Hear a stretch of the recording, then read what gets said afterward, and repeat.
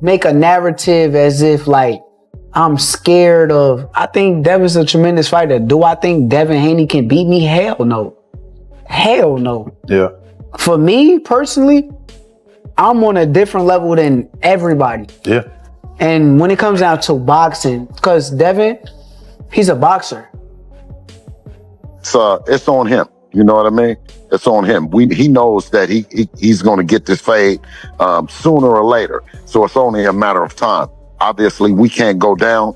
You know, we can't go down to 135. So, you know, he would have to come up.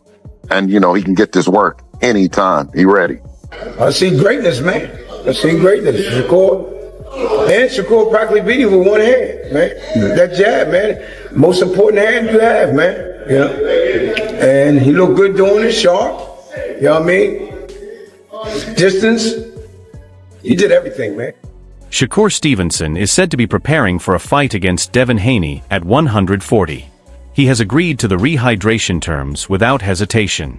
He stays fully confident that his ability is better than anyone he steps in with. All of these guys, if y'all want me to come to 147, I'm coming in with rehydration clause. I don't even do that.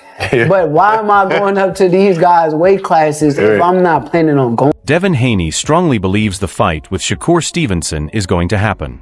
He shows full focus and serious intent toward making it real. He makes it clear that this is a matchup he genuinely wants. Shakur still at 135. You can't, you know, say your name without saying Shakur, Teofimo, Tank, right? It just is what it is. Is that fight going to ever happen? Would it ever happen against you and Shakur? 100%, yeah. I think so. I think it, you think Shakur will grow into whatever weight you're in? I mean, all of us is close to the same size. You know, we're all growing together. We're all like, you know, getting bigger. Well, so, and it's only so many guys, like y'all said, it's only so many guys that we could make big money and people want to see the fights, which even though I know that they making new guys, it's guys like Kermel, Abdullah, all these guys want to come up too. So eventually they gonna be there too. But, yeah, no, I think that a fight with Shakur is very much possible. Which we try to make happen. Shakur Stevenson says he is not scared of Devin Haney. He adds that Devin's team could try to say Shakur is avoiding the fight on purpose.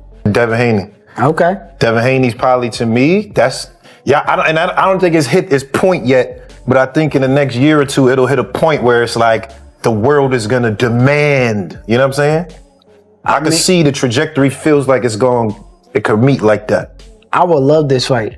But look, you gotta watch what you say with like, and this is not even Devin fault, because Devin is very respectful of my game and I'm respectful of his game. He's a good fighter. But his fans will clip and twist and turn things into something that is not. So I try to be real careful on what I say. True. This is guy Jay on Twitter. He a big Haney fan. He be always clipping and changing stuff, Jay. Yeah, they gonna make a narrative as if like I'm scared of. I think Devin's a tremendous fighter. Do I think Devin Haney can beat me? Hell no. Shakur Stevenson believes he operates on a higher level with no opponent able to beat him, and says Devin does not have the power to knock him out.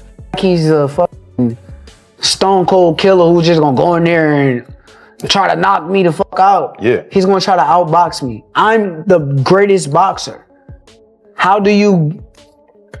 So that's how I feel about the fight. Yeah. But it all gotta make sense from a business standpoint. I don't like getting up here and negotiating against myself. And, for sure. But for me, I'm willing to. But do you see it as it being that could, you know, like we always said, the Four Kings, even though you wasn't a part of it, the whole plot is like at the end of the road, there's gonna be two guys left standing, and that's the big fight. Do you see that as that's potentially what that could be? I'm a bad motherfucker. Devin Haney is driven to prove himself and wants to face elite fighters like Shakur Stevenson to show his real greatness. Fights are not possible. Would you be more inclined just to move up to 140? Yeah, you know, if I can't get those fights next or it doesn't make sense for it to be next, I'll probably go to 140, test it out, see how I feel at the weight at 140, and then if when the time is right, then, you know, I'll defend my belt at 135. We'll just see, though. I got to go back and talk with the team and see what makes the most sense. That's really all. Bill Haney says they will not move down or sit and wait. He makes it clear that anyone who wants the fight must come up to 140.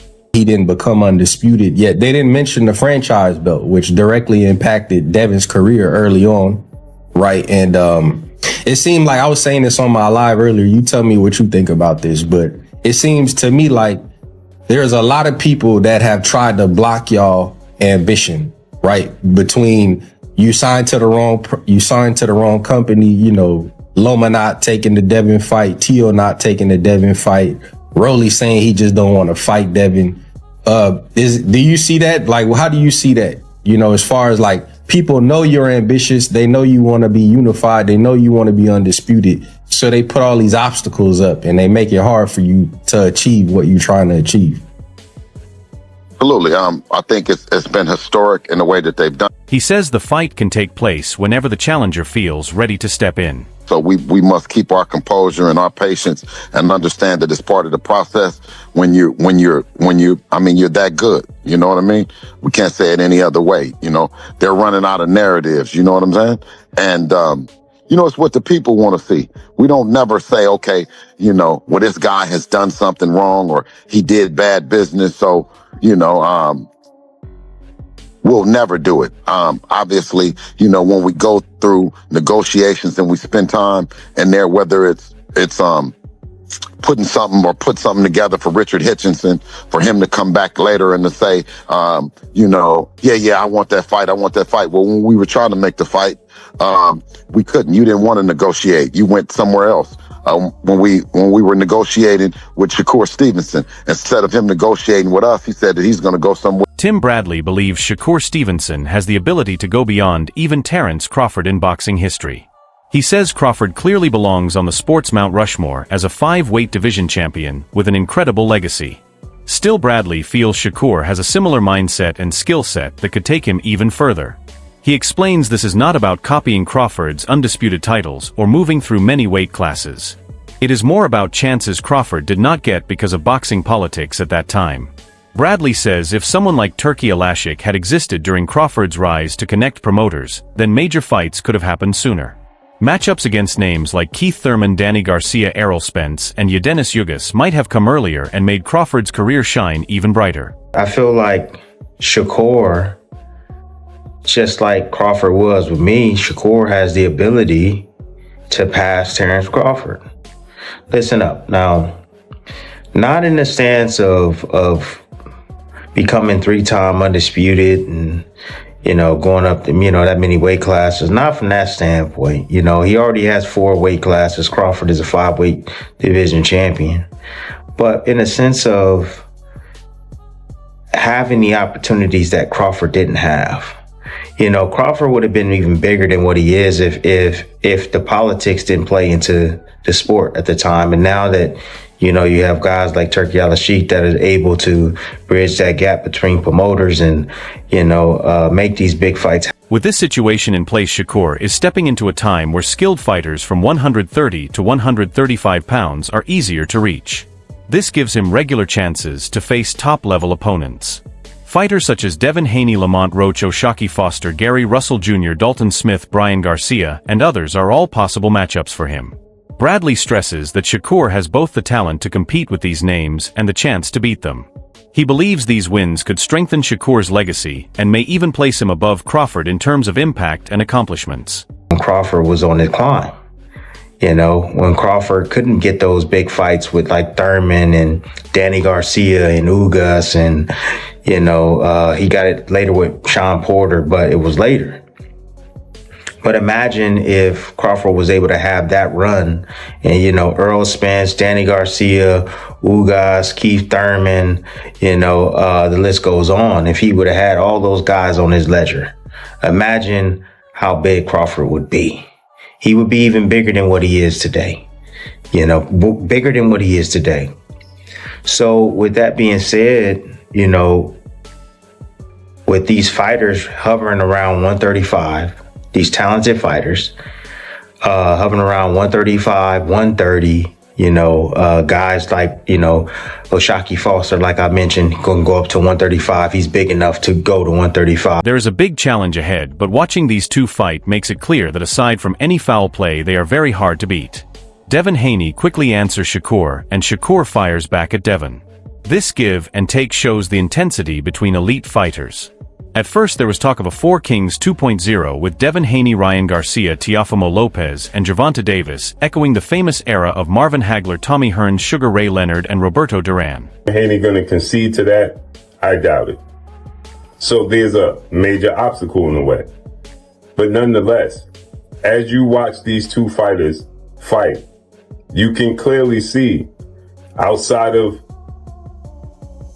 cheating, they're more than likely not going to lose, right?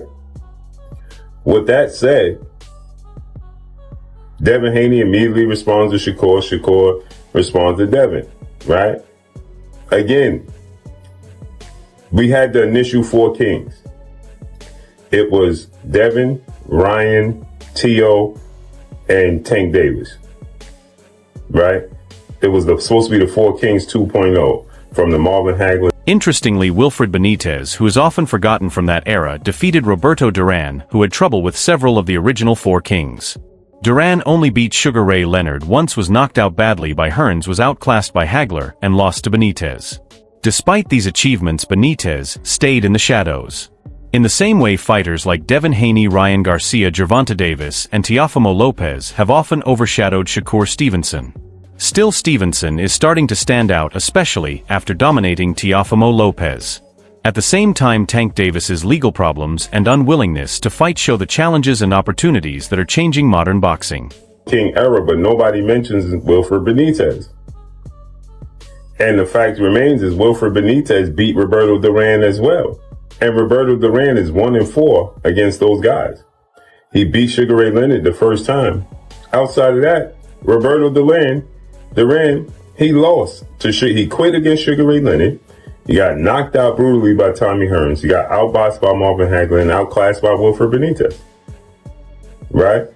But he's overshadowing Wilfred Benitez. And I felt like these guys, Devin Haney, Ryan Garcia, Tank, and Teo, overshadowed Shakur Stevenson.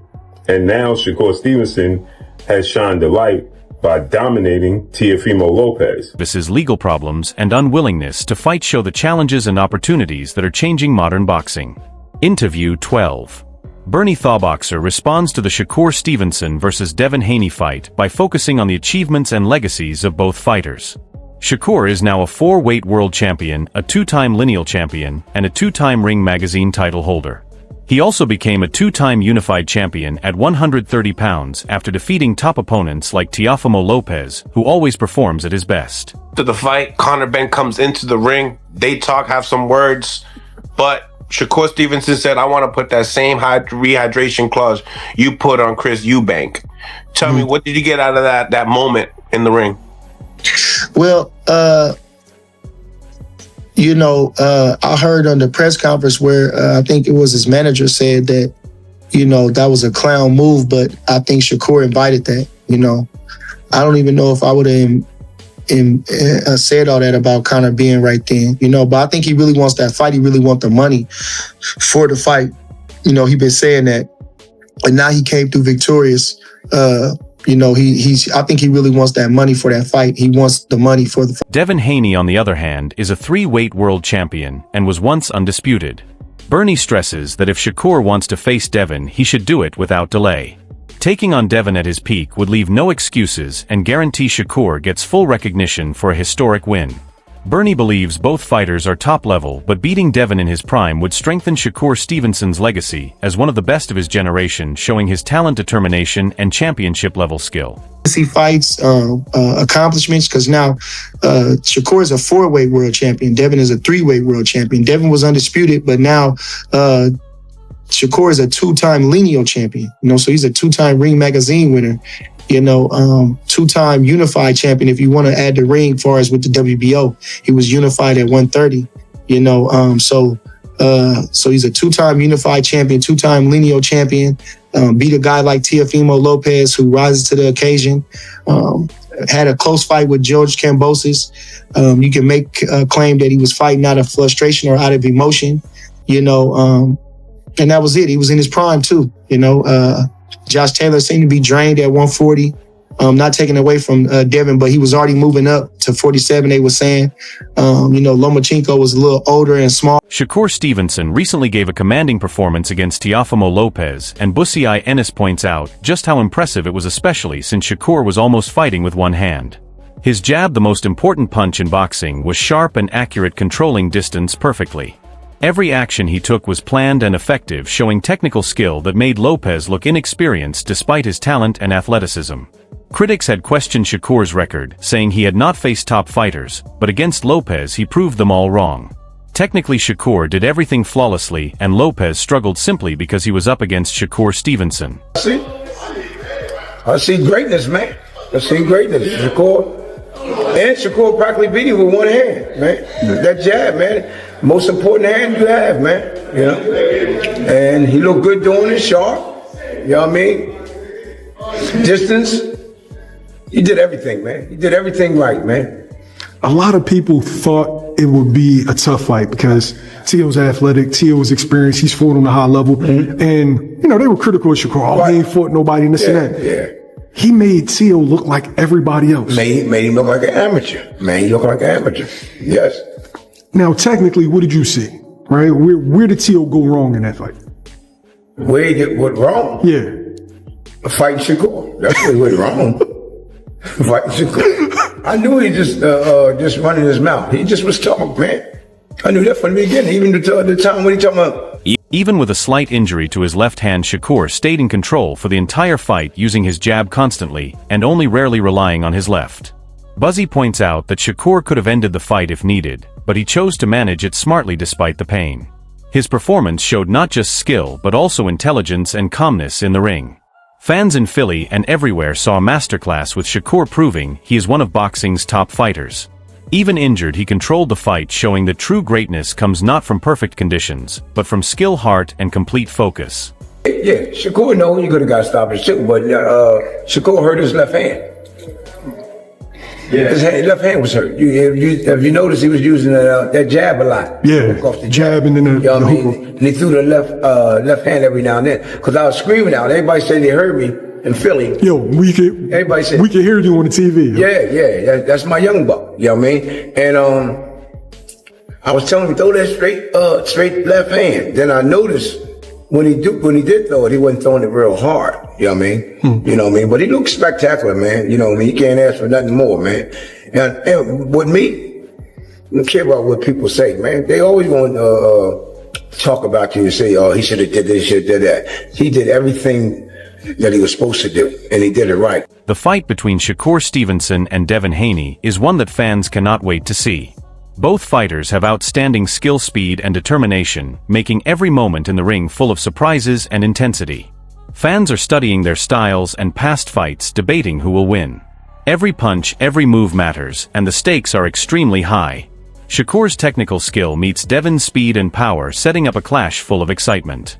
The energy around this fight is incredible, and it could shape both fighters' careers, giving one of the most unforgettable matches in recent boxing history.